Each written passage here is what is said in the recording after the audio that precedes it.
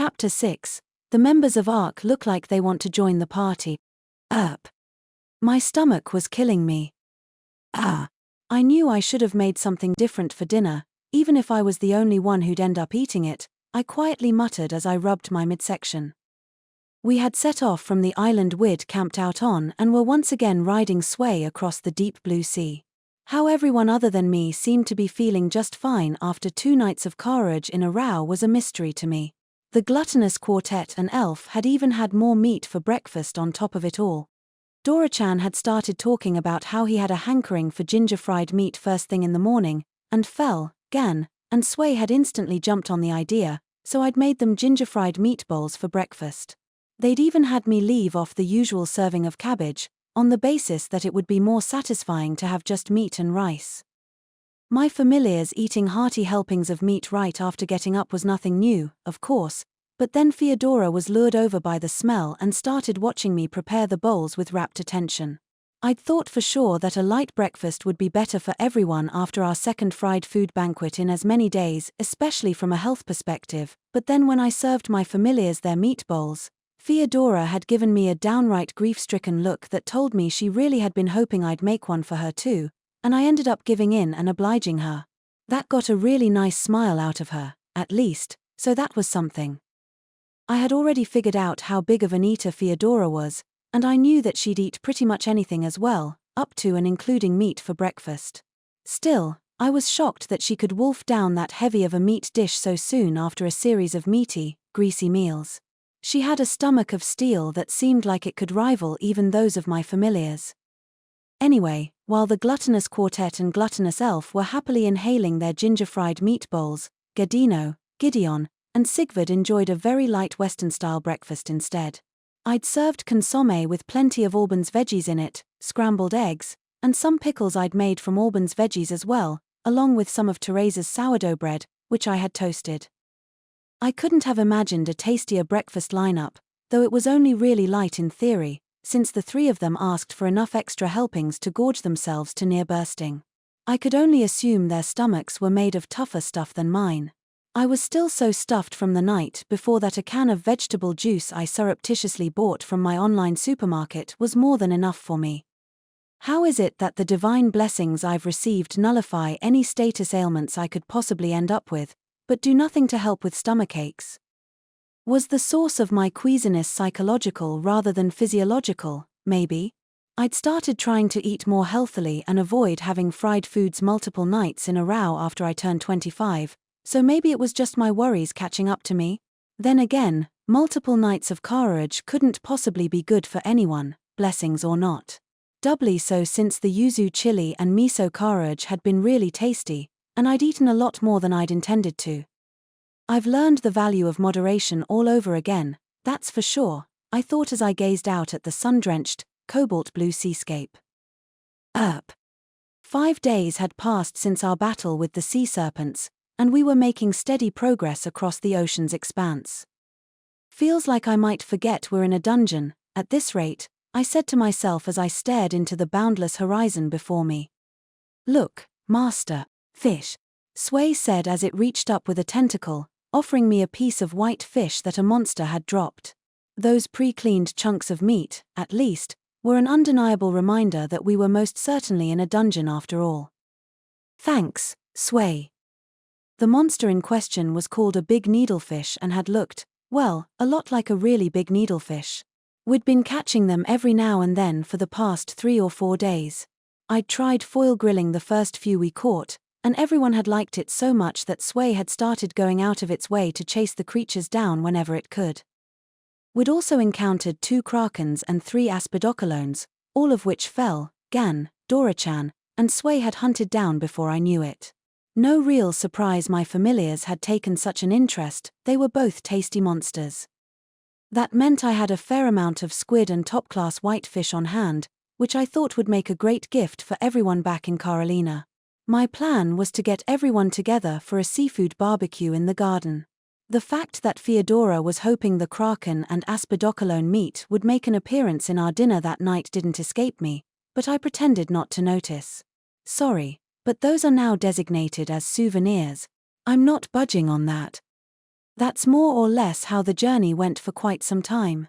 Monsters cropped up here and there, but thanks to my familiars, it was a very peaceful trip overall, until suddenly, it wasn't. Tchem. So they have arrived at last. So it seems.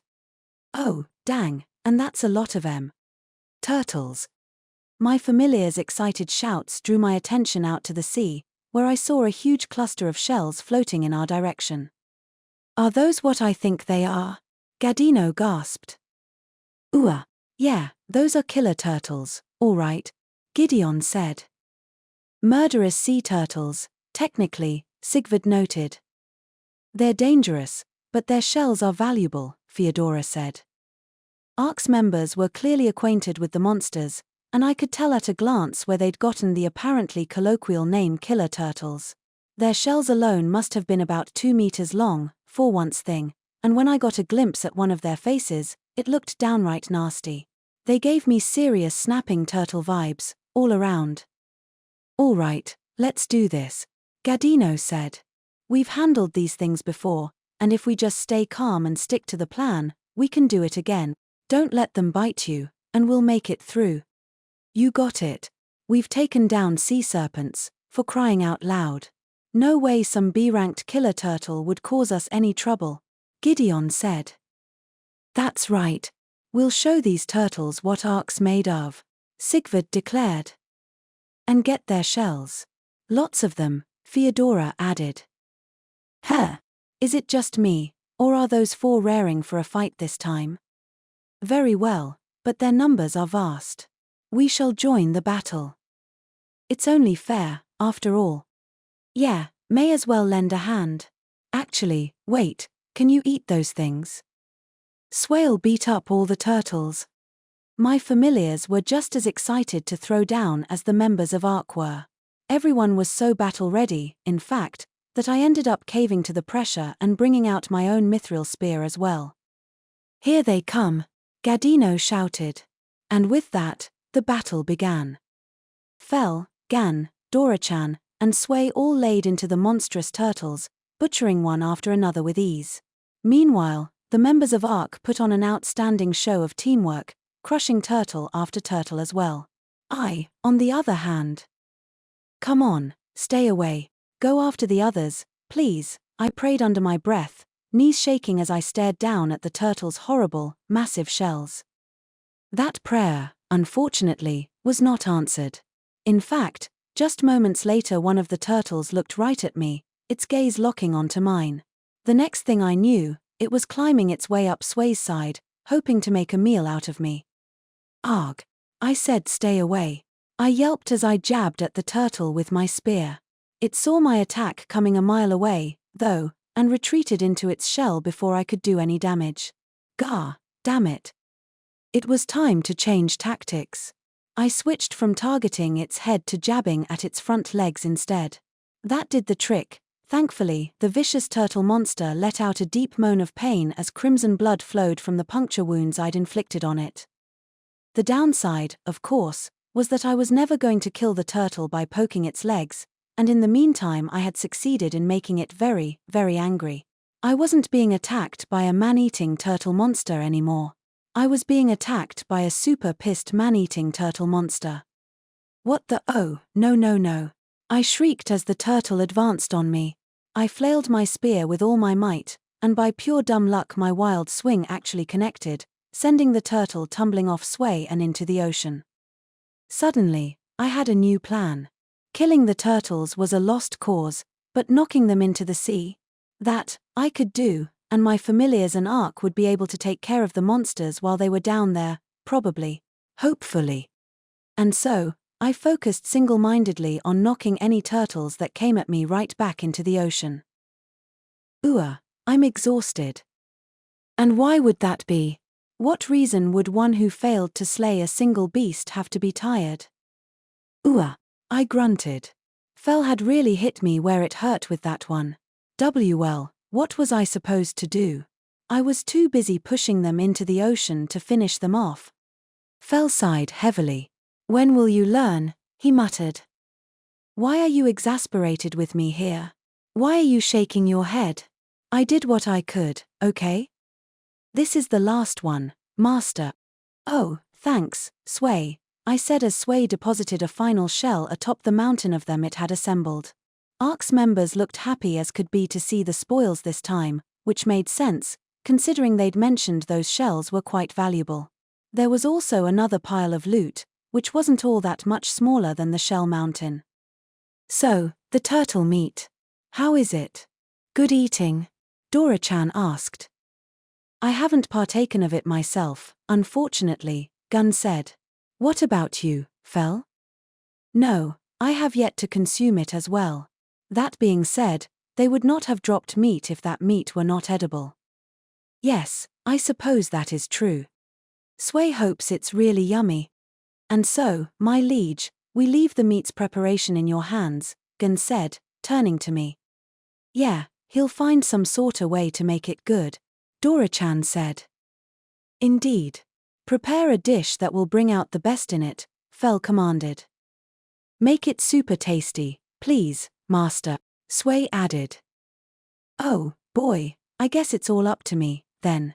Is this stuff even edible, though? Unlike most dungeon drops, the turtle meat was a bunch of unskinned, uncleaned lumps of flesh and bone. It honestly looked pretty grotesque. I could even pick out a few whole limbs here and there in the pile. Well, at least they're not demanding that I cook with it right away this time. I'll just pack it up and let it sit in cold storage until I figure out something to do with it. I've got plenty of meat in my item box that I know for sure is edible, after all, so no need to rush, I thought as I jammed the nasty lumps of meat into my item box, trying and failing to keep a straight face all the while. We found an island to camp on overnight and made landfall. That meant I had to start preparing to make dinner for everyone, of course, but tonight, that process was held up by a deeply unfortunate complicating factor. The gluttonous quartet decided to insist that I make something with the killer turtles we'd fought earlier that day after all. I had no idea how you'd even try to eat that particular sort of turtle and suggested to my familiars that we could put it off till some other time, but they replied with a show of confidence in me, claiming that they were sure I'd figure something out. Seriously, where do I even start with this stuff? I groused as I looked over the horrifically unappealing chunks of turtle meat that hadn't even been skinned or deboned. I was at a loss, but there was no way around it at this point. I'd have to start by seeing how it tasted, then work forward from there. I peeled the skin off a chunk of turtle meat, trying not to think about how disgusting the whole process was, then chopped the meat itself into pieces, lightly seasoned them with salt and pepper, and threw them into a frying pan to cook. Once the meat seemed to be finished, I snagged a piece with a pair of chopsticks and gave it a close inspection. It'll be fine. We've eaten dungeon-sourced soft-shelled turtle meat before, and that wasn't an issue. This is basically the same thing, I told myself. No choice. I've just gotta man up and do it. Here goes nothing. I popped the chunk of killer turtle meat into my mouth before I had time to psych myself out any further. I gave it a few apprehensive chews, and found that it tasted a little like beef, a little like pork, and a little like poultry all at once, somehow.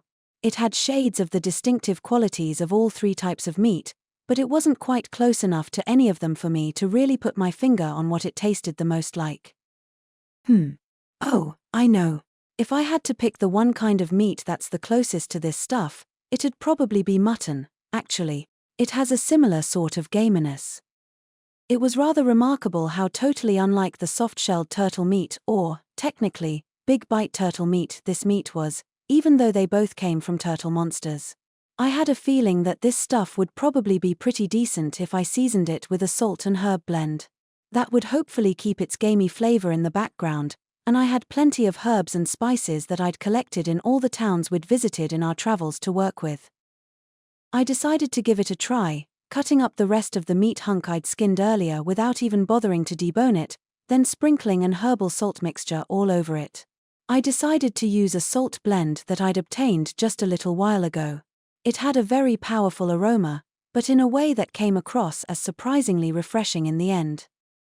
I heated some olive oil in a frying pan, then dumped in the seasoned killer turtle meat. Well, it smells good, anyway. The question is, how's it gonna taste? I muttered apprehensively. I gave a piece of the cooked and seasoned meat a try. The aroma of the herbs hit first, followed closely by a distinctly meaty umami. Most importantly, it was totally devoid of the gamey flavor that I'd been worried about. Nice. I think I can actually work with this. I got right to work cooking up a party's worth of seasoned killer turtle meat, and hated every moment of the nasty meat processing work that I had to take care of first in order to get it ready to go. This is not altogether unpleasant, though the turtle meat we had in a hot pot before was far superior, Fell said as he chomped into his helping of seasoned killer turtle meat, slurping it down bones and all. True. This certainly isn't bad, but compared to the meat in those hot pots, it really does seem lacking, Gun agreed. Okay, but it's ridiculous to compare this stuff to those turtle hot pots anyway, Dora-chan said as he chomped into his own helping of meat.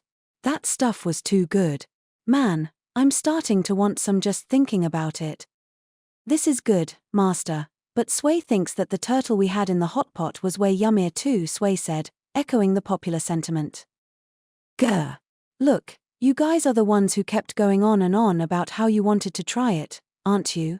Do you realize how much of a pain it was to peel the turtle's skin off all that meat? It was disgusting. Yes, the soft-shelled turtle meat had been better in basically every way. That, I would freely admit, but you couldn't just say it after all the work that went into putting this meal on the table. Skinning all that turtle meat so you four could try it was a life-and-death battle. Have you ever tried prepping a whole-ass turtle leg? Or an unskinned chunk of a turtle's underbelly? I didn't go through all that work just to hear you guys complain about how it doesn't measure up to something that's obviously better. Well, this is delicious in its own right. Why yes, indeed. The herbs and the meat pair together remarkably well. Why yeah, it's not bad. Like, seriously, it's totally decent. I tease, it's yummy, Master. I was fuming, and even my familiars had realized it. All four of them gave rather panicked revisions of their opinions, though I did have to wonder why Sway's had sounded so much like a question. Whatever, I guess. You guys asked for this, so no leaving leftovers, okay? I cautioned. My familiars replied with varying forms of course we won't, then went right back to eating. They'd been vocal about the dish's shortcomings, but it wasn't bad, it seemed. Sheesh. They've been spoiled by all the good meat we've been eating, that's the problem. I still had plenty of that good meat in stock, but I shuddered to think what might happen the moment I ran out. As I dug into my own helping of seasoned killer turtle, I happened to overhear the conversation that the members of ARC were having off to the side. Frankly, the first thing I thought was, are murderous sea turtles even edible? Gadino said. Same, Gideon agreed. Can't deny it, Sigvard said with a nod. Me too, Theodora added. Considering how nasty the meat looked. Can't argue with that. And I know that Fell and the dragon were talking about Big Bite Turtle being way better, but honestly, this stuff's plenty tasty too. Right. There's nothing wrong with it at all. Hell, it's better than the sort of food you get at high-class restaurants in the capital, even. The Big Bite Turtle dish from last time, Hot Pot, was certainly a step above, but this meat's good in its own way. I could see it pair in perfectly with a stiff drink, and that gets it a passing grade on its own as far as I'm concerned. Wish I could stuff myself to bursting with this meat and a nice flagon of ale. It's delicious. I could eat it every day. Oh, now those are some rave reviews. Thanks, everyone. Maybe it was worth the trouble of dealing with all that prep work after all. Though there is just one thing I've got to say about it, not that it's really a complaint, Sigvard said. I know what you're getting at, Gideon said. Everything Mukouda serves us is delicious. And compared to that, our usual foods, well, Gadino began, then trailed off. Please, don't remind me, boss, Gideon groaned.